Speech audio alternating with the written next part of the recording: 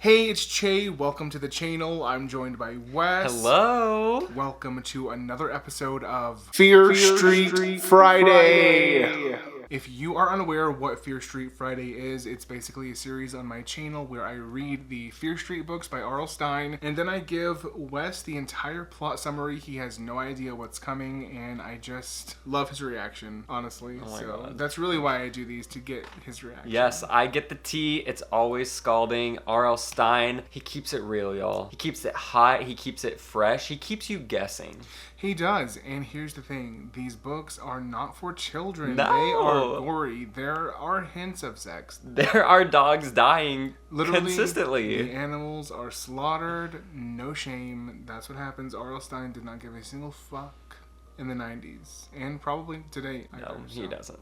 So we're currently covering the Fear Street Saga, which, if you didn't watch our last video, go do that before this, because this is actually book 2 in the saga, The Secret. The motherfucking secret! I'm ready. So, before we get into this, let's go ahead and do a quick summary of the first book. Basically, the Fears versus the Goodes. You discover why Fear Street is cursed, and it's due to the fact Benjamin Fear accused Susanna Goode of being a witch. Susanna burned at the stake. William, her father, cursed the Fears, and then it has been hundreds of years of back and forth. The Fears killing the Goodes, and the Goodes killing the Fears. So many things. Literally, just back and forth.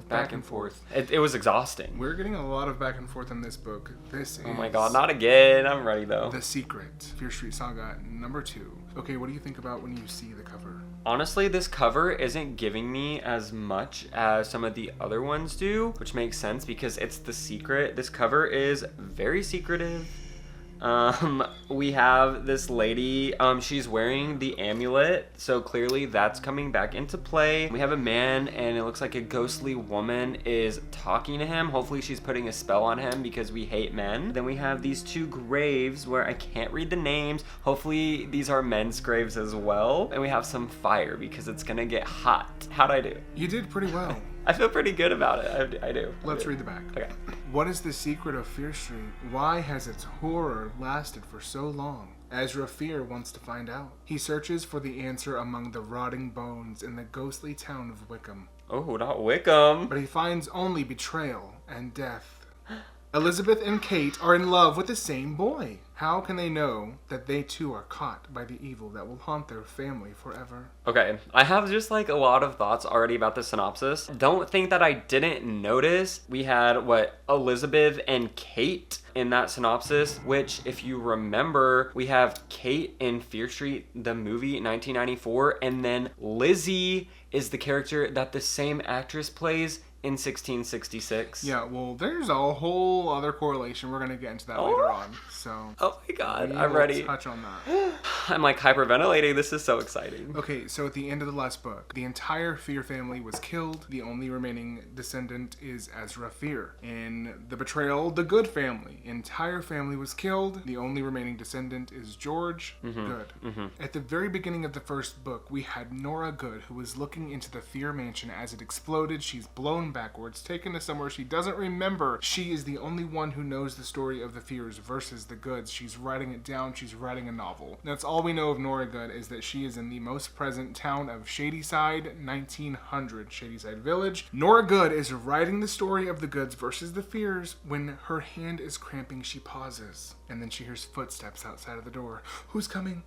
We don't know yet. Oh my God. Because R.L. Stine has kept us waiting with Nora Goode. We have no idea what is up with her. I was like, we're getting right into it. Yeah, We're not. We're not. Part 1, Wickham Village, Massachusetts Colony, 1737. So Ezra Miller is traveling with his family to Wickham Village. They have been traveling for 6 months. Ezra's driving the carriage. His son Jonathan is sitting up front with him, and the whole time he is just mumbling to himself, I've got to get the Goodes. I've got to get my revenge on the Goodes. And Jonathan is like, who are the Goodes? Like, what revenge are you talking about? And he's like, revenge. Well, his mom, Jane Fear, is sitting in the back of the carriage with her 2 daughters, Abigail and Rachel. Now, Rachel is 3, Abigail is 8. They're just little girls, right?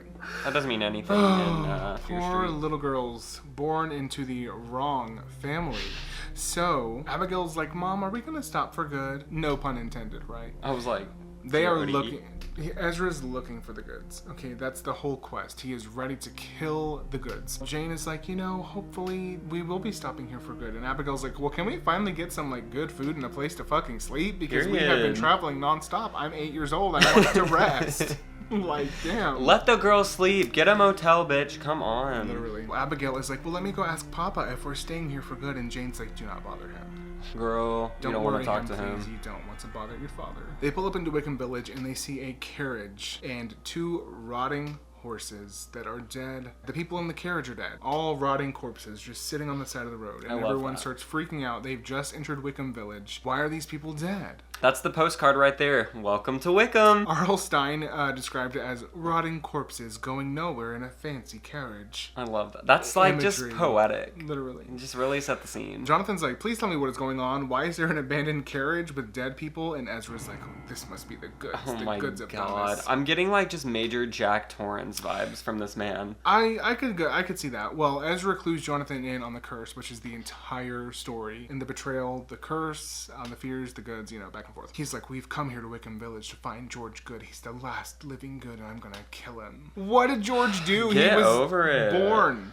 He literally breathed. He was born. He has no family. He probably doesn't even have a clue what's going on. Well, they get to the inn. Everyone at the inn is dead. There's rotting food everywhere. All the corpses are just laying around rotting. Oh my god. It looks like a plague has, taken over the town. Something happened here. They discover everyone in the town is dead, and they take one more stop. He's like, let's just check the goods house. So they get to the goods house. There's no one there. And Ezra decides we're going to turn the goods home into our home. So they take over the goods home, and luckily there are some rations in the shed, and they start making up this house to be their own. And Jane makes the linen into clothing for the children because they've been traveling for so long they have no clothes. This is obsessive. Like, here's the thing. You're going to stay in this dead fucking town. Literally. Literal ghost town. You're going to stay here. Like, with all these rotting corpses. First of all, disease. Second of all, ghosts. I'm confused because what happens when the food runs out and no one's living in the town to help get you more? What food? Like, where is the food coming from? There's no one to grow the crop. There's no one to harvest it. I'm pretty sure no one's running the restaurant. You're going to have to literally grow your own food. Can we get this man a therapist? He needs one. Well, over him already. Here's the thing. It's 3 weeks later, and we are seeing the family is growing tense. Like, Ezra's not eating unless Jane is putting food in front of his face. The kids are like, what is happening to Papa? He is like searching the map to see which trails the goods could have taken to escape. And I'm like, you have got to let it go, man. Like, it's been so long. Come on. Ezra tells Jonathan to load the wagon. They're going to go in search of people because they did see some homes down yonder where there was some smoke coming out of the chimney. They go to the first house. Knock, knock. Have you seen the goods? And he's like, you need to get the fuck off my land. Period. Literally. The goods brought a plague here. You need to go. If you're looking for them, you are trouble as well. So then he goes to the next house. Knock, knock, knock. Have you heard of the goods? Where are they? Did they leave town? Can you tell me where they are? This motherfucker goes and gets a knife and says, bitch, I'm gonna fucking kill you. Yes. Puts it up to Ezra's throat, is about to slit it, and he's like, whoa, whoa, whoa. I'm not a good. I'm a fear, and I'm looking for the goods so I can do some damage. And he says, you're a fear? You need to get the fuck off my land. You guys brought nothing but a plague upon this town. You've got to go. Don't ever come back or I will kill you. And I was like, finally someone puts Ezra in his place. This man is deranged. He needs to be put under, put down, run over. Someone to stand in this book finally. Yeah. I love that man. I want to marry this man. Well, the man said, George Goode is a witch. His family brought a plague upon this town, so don't mention him. And I'm like, why does everyone hate George? He was just a baby. Oh my God, poor boy. He even got sent to a different home, like a different family. He had literally nothing to do with it. A few weeks pass by. I believe it's weeks. Who knows the timeline in these things? Abigail claims, she's like, I'm so bored. I don't have any chores to do. We should go exploring the town of Wickham. And Jonathan's like, girl. What are we going to go find? There are literally just dead bodies everywhere. And she's like, I just want to go see what's up. But she's only 8. She's an adventurous soul. I mean, I can't get past the chores. Like, I can't get past the goddamn chores. Like, you're asking for chores? Well, I can give you some chores, honey. Go sweep up all the dead bodies, bitch. Like, if you want something to do, There you go. Funny that you say that. Oh no. Because Jonathan and her go out into Wickham City and they start seeing dead people, dead dogs. They come across a dead puppy. It's the skeleton. What did I tell y'all? Abigail goes, we should have a funeral for it. She's like, we need to bury this puppy. And Jonathan's like, well, I don't have a shovel to do that. And Abigail says, well, we can just go take someone's shovel. And Jonathan says, well, we can't go take someone's shovel. And she says, well, why can't we go take someone's shovel? They're all dead. Yeah. Period, bro. She's got a brain on her. Duh. It's not stealing if they're dead, okay? I think I love Abigail so far. Well, they bury this puppy. And they make a habit of going around finding dead cats, dead dogs, dead people, and burying them. I mean, that's like kind of sweet, but like so sadistic at the same time. It's very strange. But like, it's sadistic for them to be staying in this town anyway, so clearly like something's up here. I forgot to mention that when they bury the puppy, they hold a little funeral for it, and Abby puts her hands over the grave and she says, Dominato per malum. Oh no. And he's like, what does that mean? What the hell? Are you speaking a different language? And she goes, I don't know what it means. I just saw it in the back of Daddy's necklace. The amulet that Ezra Fier wears around his neck. This little bitch is going around saying spells. Okay. The wicked witch of the east, bro! We love a witch in training. So one day they come across a corpse. Abigail's like, we need to bury this corpse and have a funeral. And he's like, well, we can't just bury it in the ground. We need to go find a box. He goes off to find a box, but when he does, he looks around the corner and sees that Abigail is now playing with a little girl. He's like, who is that? And he comes up to see, and Abigail goes, this is my friend Hester. And he's like, not Hester? But she had disappeared. She's like, you must have scared her off. She must be scared of boys. We all are, honey. Hate him. Sorry to this man. Wait, I'm sorry. I can't get past this little girl's obsession with funerals. Like, she needs to be like a funeral director. She's a fear. They love death. What can I say? I'm like, maybe this whole family needs therapy. Fuck. No, everyone in the entire Fear Street saga franchise movie, they all need therapy. Literally. The next day, they bury a baby. And after that, he is spying on Abigail as she's playing with Hester. And then Hester leads her into a hole. And he watches as Hester lifts the lid of a coffin and yanks Abigail inside of it. He runs over and he opens the coffin and Abigail is inside. And he's like, Hester's just playing a game with me. Abigail is demented. The bitch loves funerals and now she's playing around in a coffin. Oh my God. Fucking creepy. Runs over, freaks out, gets her out of the coffin. He's like, something isn't right here. This is not okay. We are not coming back into the city. So he goes home and decides he's never taking Abigail back to Wickham. And one day, they have chores to do. Jane is like, you guys need to watch the baby. Rachel's the baby. Mm-hmm. Abigail decides she's not doing that, so she goes over to Daddy and she goes, Daddy, I need some fresh air. Do you want to go on a walk? And he's like, yeah, where do you want to go? She's like, I want to go into Wickham.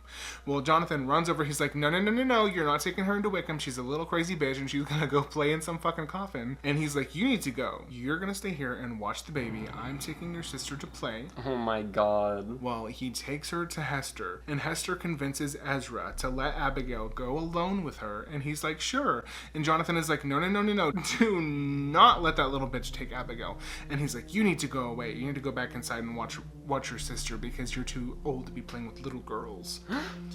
And he, in his head the whole time, he's like, something bad is gonna happen to Abigail and Ezra. My dad didn't listen to me. I want something bad to happen to Ezra. Well, here's the thing. Dinner rolls around. Jane has made chicken stew. It's getting cold. They decide to eat without Abigail. She still hasn't showed up.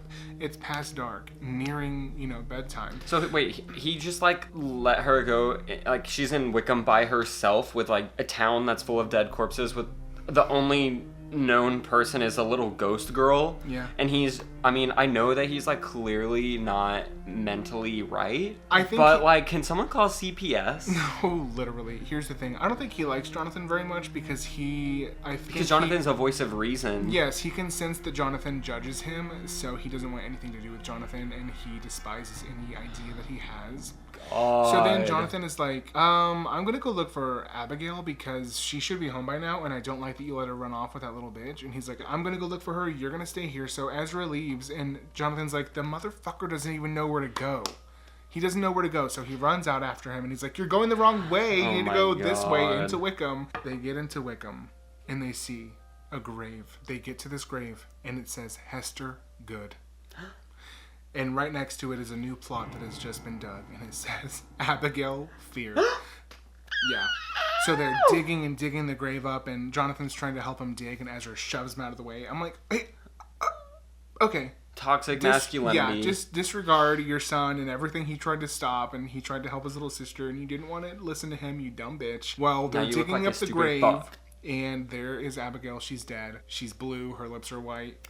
She's a corpse. Listen, just like everyone else in Wickham, right? It's absolutely trash, but like, what did you expect, sir? I mean, I completely blame Ezra. He should have listened to Jonathan. Like, don't know what... Explain the choices to me, sir. Here's the thing I don't understand is you were so afraid of the Goodes, but you let your daughter go run off with one. And now, yeah, and you know what's even like more delicious is that the graves of the Fiers and the Goodes now are right next to each other. Oh yeah, love which that. I'm sure has Ezra like literally pissed. Those are the two graves that you couldn't read. Oh, so it was little girls and not grown men, which is really disappointing for me. I did stan Abigail. I would like to take a moment of silence for that crazy little bitch. Rest in peace, girly. Part 2. We are in Western Massachusetts at 1743. It has been 6 years since Abigail died, and every night before bed, Ezra reads Rachel, who was 3, she's now 9. He reads her a bedtime story, but it's not a bedtime story, it is the curse story. How their family is cursed. He explains to her every night because he's afraid she's going to have the same fate as Abigail because he let Abigail do whatever she wanted and now she's dead. It's his fault. So he's telling her about the curse every night, and Jonathan is like, how does she not have nightmares? Like, what the hell? They have moved 3 times since then, and they have grown very rich because Ezra Fier has, I guess, learned to be a salesman. He takes some things from one town and sells them to another town. Interesting. Yeah. I hate that he's prospered. Don't know how people made money back then. Disgusting. But, you know, get your coin, Ezra, and go fuck yourself. Literally. Okay, Jonathan is just going down the stairs. It's a typical day when there's a knock at the door, and it's a girl. And she is dressed in a green dress, and she has an apple pie, and she's like, I'm your neighbor, and I've come to greet you. He's like, oh, look at this woman. She's so beautiful. She introduces herself as Delilah Wilson. More like Delilah Goode. Well, he asks her to come in. She brought the apple pie, and Jonathan is like, he goes to get his father, but Ezra is too busy mapping out where he thinks the Goodes are. Oh my god. So, I'm tired. Rachel senses that someone new is in the house, so she comes out of her room, and Jane Fier freaks out. Abigail, is that you? It's not Abigail. It's not Abigail. It's Rachel. Rachel and Abigail look very similar. Now that Rachel has grown up, she looks just like Abigail, just with a different hair color, and Jane Fier has gone mad. She keeps seeing Abigail everywhere. She's wondering where her daughter is. She refuses to accept that her daughter is dead, even though they found her corpse in Wickham with all the other corpses. Jane comes out of her daze, and she cuts up the apple pie. Jane, Rachel, Jonathan, and Delilah are eating the pie, and Rachel is like, our family's cursed. We've moved 3 times, and this is the story of how we're cursed. Oh and my god. Delilah's like, oh wow, and she's looking over at the picture of Abigail that Ezra has painted by like memory, because they didn't have a photo of her, so he painted it, and so in their dining room is just this big portrait of Abigail in like a blue bonnet and a blue dress, which is what she was last seen in. Oh my god. Very devastating, creepy. This family has so many issues. Yeah, so Delilah is like, well, who is in that portrait? And Rachel's like, oh, that's my sister. She's Abigail, and the Goodes got her and killed her. My god. And Jonathan's like, you know, I don't believe in the curse. You know, I don't think it's real. The only voice of reason around here. Yeah, well, Delilah's like, you know, I understand. I was a pretty crazy kid when I, you know, was little. I would make up really crazy stories. So I understand, you know, weird family drama. What is up with Delilah? Part of me is like, this is Abigail. Part of me is like, this is Delilah Goode. Part of me is like, doesn't have a clue what's about to fucking happen. Part of you was right. Okay, so later that night, Jonathan hears something outside of his window, and he thinks it's like a bear or some kind of creature, which is strange because Delilah had just told him that story about how she was always scared a fox was going to take her away in the night. So he goes to her the next day and he tells her, like, there was something outside my window. Like, what do you think it is? And she was just like, oh, well, It wasn't me or anything. It probably was just a dream. You probably were dreaming it. Well, he goes to get some water from his well, and he pulls up the bucket, and it's full of blood. The well is full of blood. Blood? What is happening? What I think is that Delilah is a good, and I think that she came to bewitch the Fiers, and she said, I'm going to dehydrate you to death, bitch. And she turned their water into blood. Could be. Was I right? Or was I right? Well, that night, Jonathan hears that ghost outside his room. Not a ghost. He opens the door, and there's a ghost coming down the hall. It's actually Jane Fier. And she is calling out to Abigail. It wasn't a ghost. She just looked like one, okay? She's calling out to Abigail. She's sleepwalking. She is desperate to find Abigail, and she said, Abigail was calling to me. Sweetie, you need to go to bed.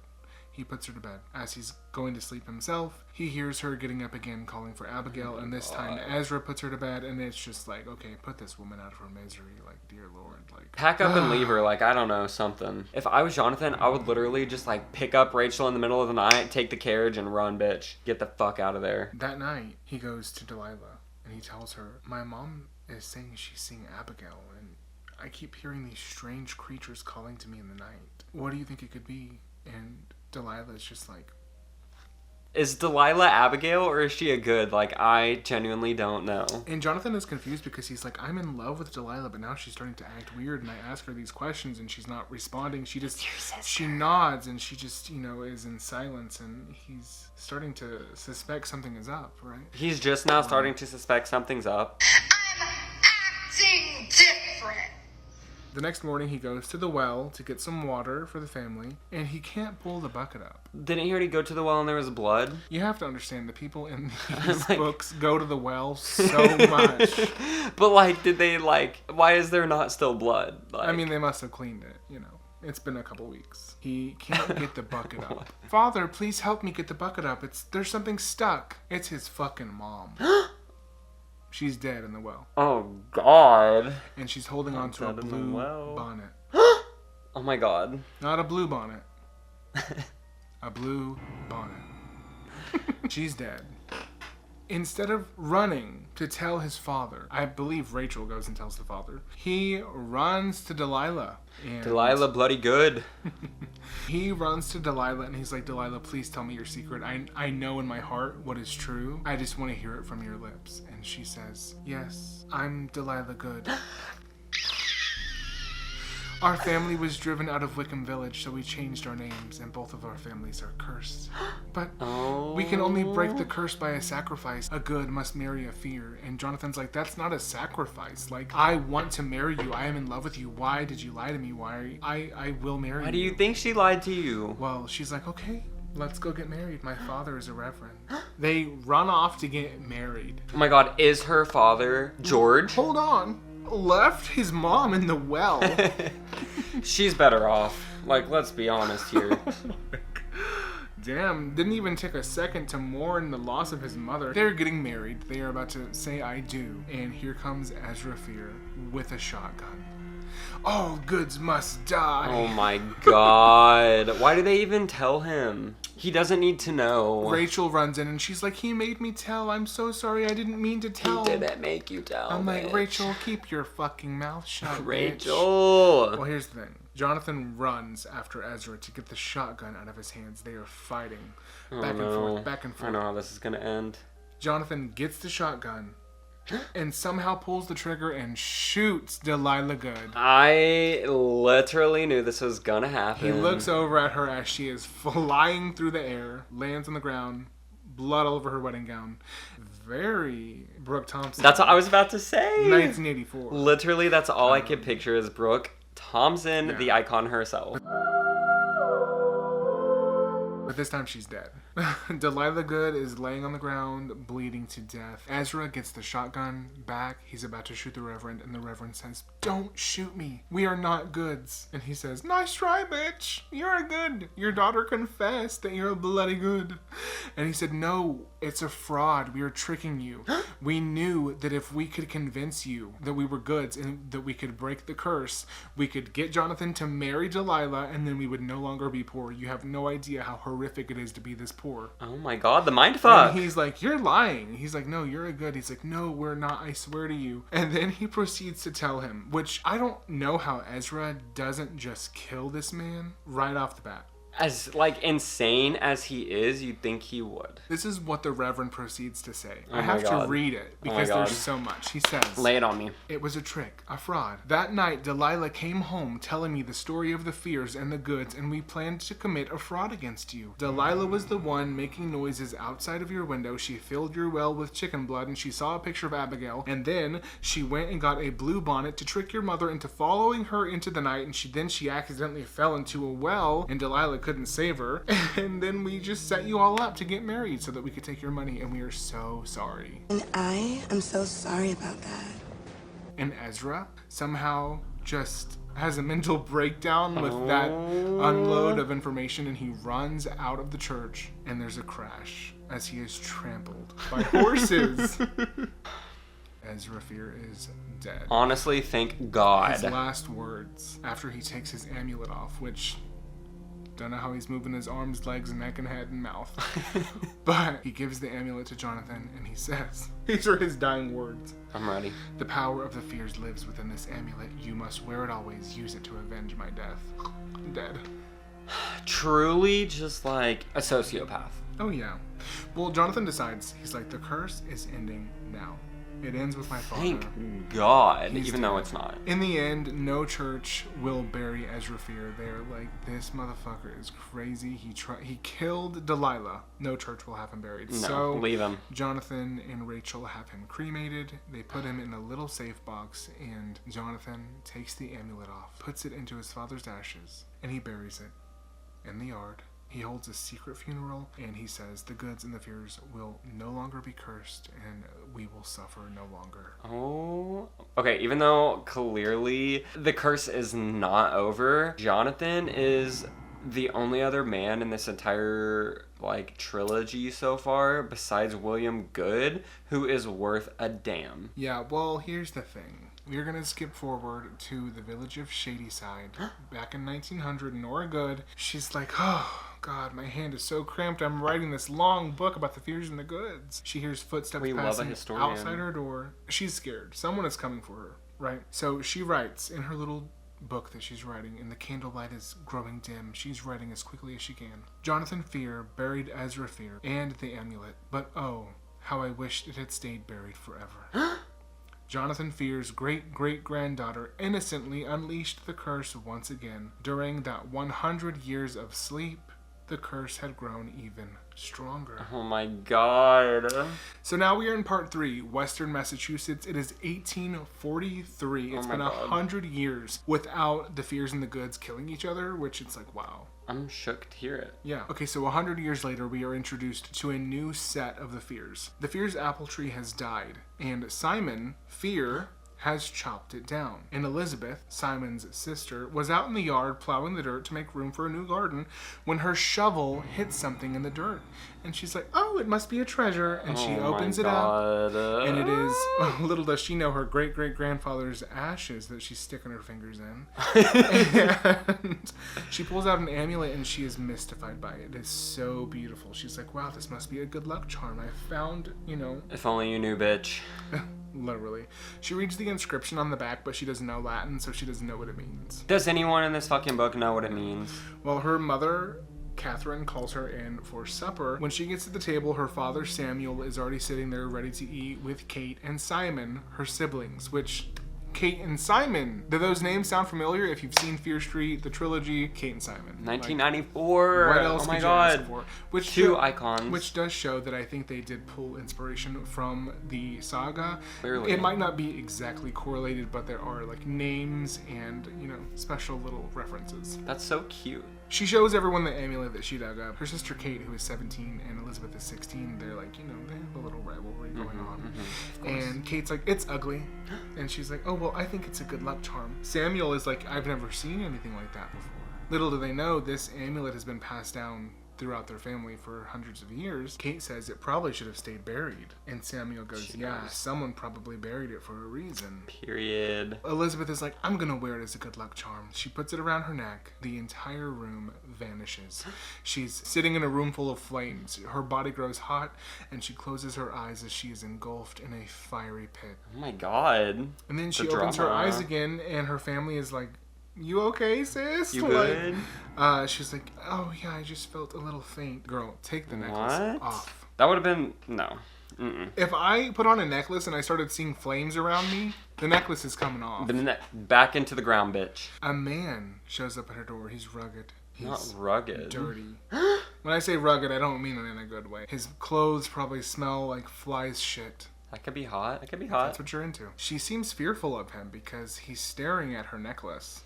Ooh. And she's like, how can I help you? He's like, hi, my name is Frank. Frank Goode.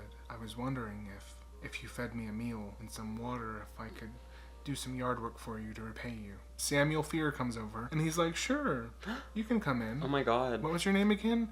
Frank Goode. Okay, He's Frank bold. Goode. Come on inside. Because it's been 100 years, so they don't know. Yeah, I was gonna say, has it been passed down? No. No, Jonathan probably didn't say Jonathan a word. didn't say anything. Yeah, okay. But you know who does know? Frank Goode. Yeah, Frank Goode, he been new. Well, he gets inside, and they make him a plate of food, and he gobbles it up, and he seems like he's never had a bite of food in his life, and Elizabeth cannot stop staring at this man. They ask where he lives, and he says, I don't live anywhere. I used to have a family, and I was one of 7 brothers, and they all died one by one, and I've literally watched my entire family die, and I've just been traveling around like a nomad. I'm waiting to die next. I believe our family is cursed that way. And I'm just sitting here like, oh my god, you're straight up just telling them. If this were like the Fears 100 years ago, they would have already killed him. Oh, he would have already been beheaded, head hung like a trophy above the fireplace. Oh yeah, he thanks them for the meal, and he plans to leave when Samuel Fier offers him a bath. He's like, oh no, I don't want to impose. A bath is too much. He's like, no, please take a bath. So then, he's like, bitch, you fucking stink. Catherine and Kate, they draw him up a bath. They boil some water. They leave him a towel. Simon gives him some of his clothes, and They are too nice. they're all doing all this stuff for him, but Elizabeth just stands there watching him undress. She sees his muscles, and he turns around, and she sees his backside as he gets into the tub, and she's just like, oh my god, what am I doing? Can someone get this bitch some water? Thirsty. She can't stop thinking about his muscles. They are giving her goosebumps. That's not all she's She is thinking about. Literally quivering. Okay. Not quivering. Elizabeth notices when he gets out of the bath, he looks 10 years younger. He's suddenly hot. Western eleganza. He looks great. You My know, God. she is really here for this bath. She said, well, that bath did him some good. And he's like, thank you all so much for your hospitality. He thinks, I think they like me, and soon they'll love me.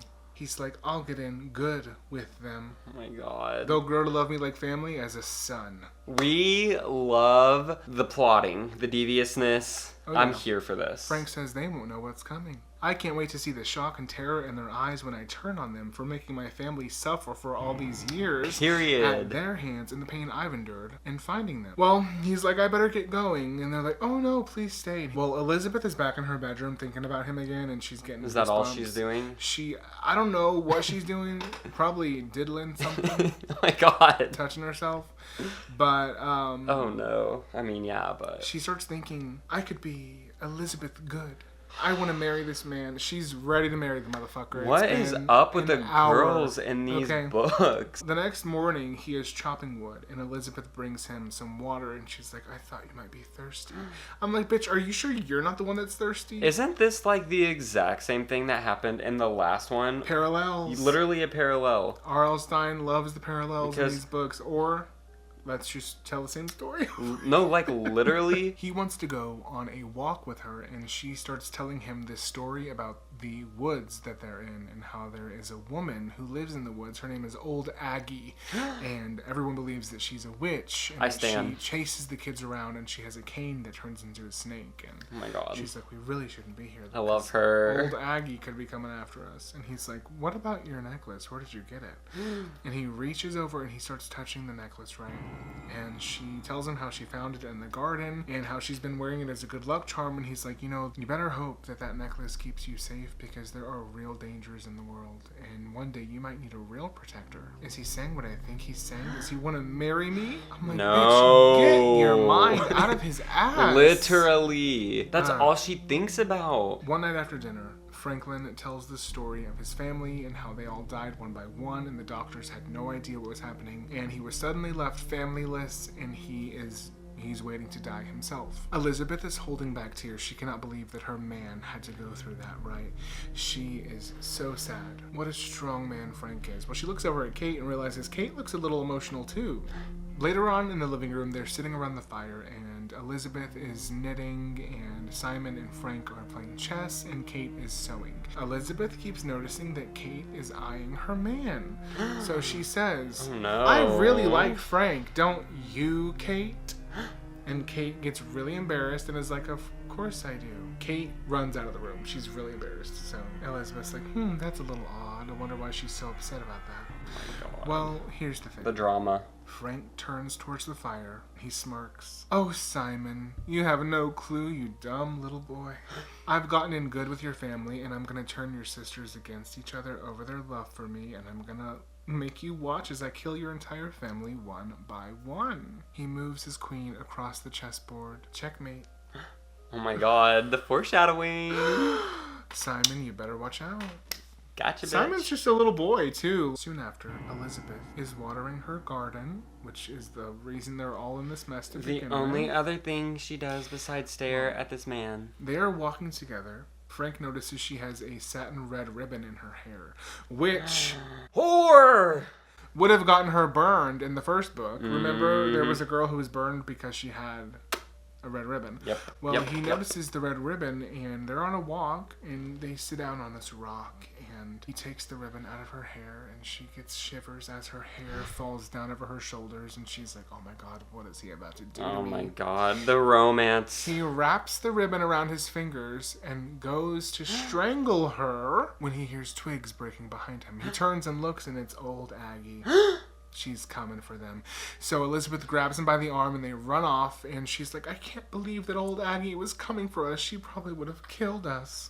She probably wanted my man, and that's why she came for us. Oh yeah, I'm sure she thought Aggie was trying to fuck the Frank. fucking selfish bitch. Well, here's the thing. She's like, he probably was gonna kiss me. Can't believe Aggie ruined my evening. Maybe he was even gonna propose. Yeah. Oh, honey, it's been fucking a month. Are you kidding? Elizabeth and Frank enter the house after this whole Aggie ordeal. There's Kate at the stove. She's making soup. She turns around, sees Elizabeth with her hair down around her shoulders. It's not up in her little normal do. Her mouth falls open, and she runs out of the room.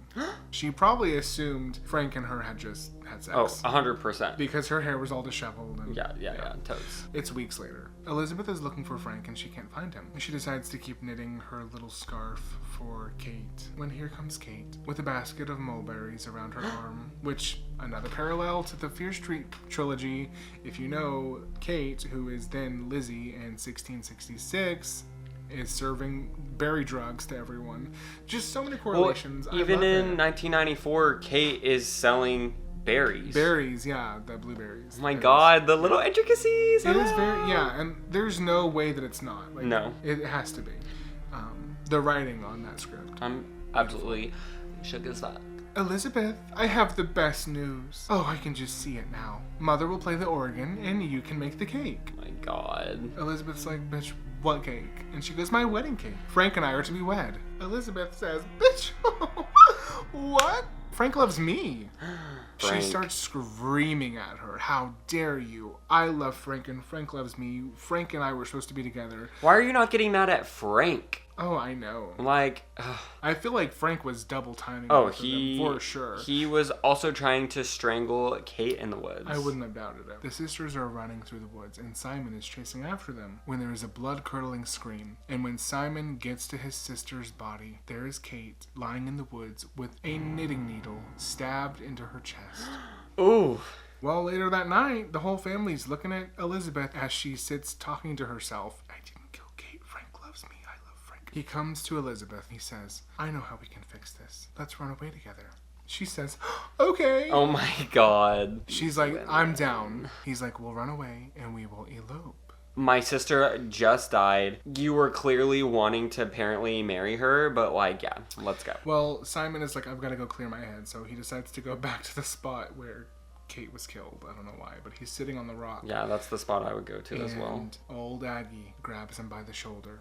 She says, "You've let Frank Goode into your home, and this is not good for you. He has killed your sister Kate, and now he's going to kill your sister, Elizabeth. Your family is cursed. The Goodes cursed you a long time ago, and Franklin Goode is out for revenge. Oh my You God. will meet your end in fire, and there's a reason that your name has the same letters as the word fire, okay? You're gonna burn." Oh, Aggie is cracked, but she knows the tea. She has the fucking tea. Oh my God. And she says, "You must kill him to break this curse. Here, take this dagger. The tip holds poison. All you have to do is scratch his skin, and it'll kill him.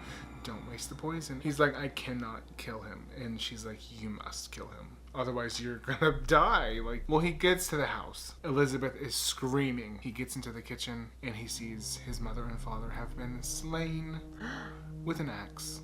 Oh my God. Literally all so quick. Well, here's the thing. Frank Goode is holding the axe, and he takes a chop at Elizabeth, and it chops off some of her hair, and she's screaming, and he's like, "That was just a practice shot next at your head." Oh, Yeah. he is wild. Elizabeth is like, "Simon, please help me." So Simon runs after Frank with the dagger. Doesn't know where to go. Like, doesn't know where to stab him. And he's like, "Oh, you want to fight me? Okay, let me kill your sister really quick, and then I can fight you." Oh, I would just stab him in the stomach. Yeah, he scratches his arm with the dagger, and he's like, "Oh, ha ha ha, you think this is gonna hurt me?" He goes to chop off Elizabeth's head, and he drops his axe and dies. Right there, dead. Oh my God. I would have at least liked if he had like a little bit of, what's the word? Suffering. Yeah, he just dies. Like, that's lame. Frank is dead, and Elizabeth is like, "Oh my God, we're orphans now." And Simon is like, "We can't stay in this house. This house is a place of horror. I can't be here." Period, King. Well, Elizabeth takes the amulet off of her neck, and she says, "This good luck charm saved my life, and now it's your turn to have it." Oh my God. Which I'm like, girl, you didn't even use the amulet. No. She could have taken it and said the spell and fucking killed him. She's so dumb. Simon puts on the amulet, and just as Elizabeth had, he sees the flames. He is engulfed in them. He opens his eyes, and he remembers what Aggie said about the curse. And he decides, the curse is over. Oh my God. I'm shook. I thought you were going to say, He I says- must find the next Goode. Nope, he's dead. Oh yeah, he's the last one, huh? He was the last one. He's clearly not, because there's a part 3. We'll see. But he says, the curse is over, and I will not die by flame, because I am changing my last name. He decides to change his name from Simon Fier, F-I-E-R, to Simon Fear, F-E-A-R. That makes no difference, sir. But now you're taking it from fear to fear. Like, Literally. I'm scared. Also, I don't think it works like that, where you're just like, okay, I'm changing the way my name is spelled. Oh, curse broken forever. You're being naive. We're gonna go see Nora back in the village of Shadyside. God. It's 1900. She's riding as quickly as she can. The flame is growing dim. She says, "If only that were true, and if only the curse had ended." Tell me it's a nightmare. She Of has course it's so not much. over. Of course not. She has so much more story to tell. Her hands are cramping at this point. I'm just like, is Nora Goode R.L. Stine? Because My God, literally. Why is she having to write this down apparently very quickly? Yeah, I think Someone's coming for her, she has to write it down. She continues to write. She is writing the chapter of Simon Fear, F-E-A-R, which is the most terrifying chapter of them all. To be continued. But I like Simon, but I'm sure I'm not going to in the next book because he's going to go insane, I know. Oh, I'm I sure know he is about to go on a downward spiral, just like his entire lineage. Literally, yeah, I was about to say, his whole lineage is just like cursed with, like, literally Jack Torrancing themselves. So, so much to come, I'm sure. As iconic as the betrayal was, I think I liked this one better because it was more fast-paced. A lot more happened that was spooky. Mm-hmm. I felt kind of bad making fun of the first book because Susanna Goode was burned at the stake, and I was kind of like, damn, this is fucking heavy, bitch. Literally. But now it's just a bunch of dead corpses and people doing dumb shit and thirsty girls. I loved it. So yeah, I loved everything about it. I love the tea. I love old Aggie. What? Oh my God. What is up with this bitch? That's my I need to queen. know.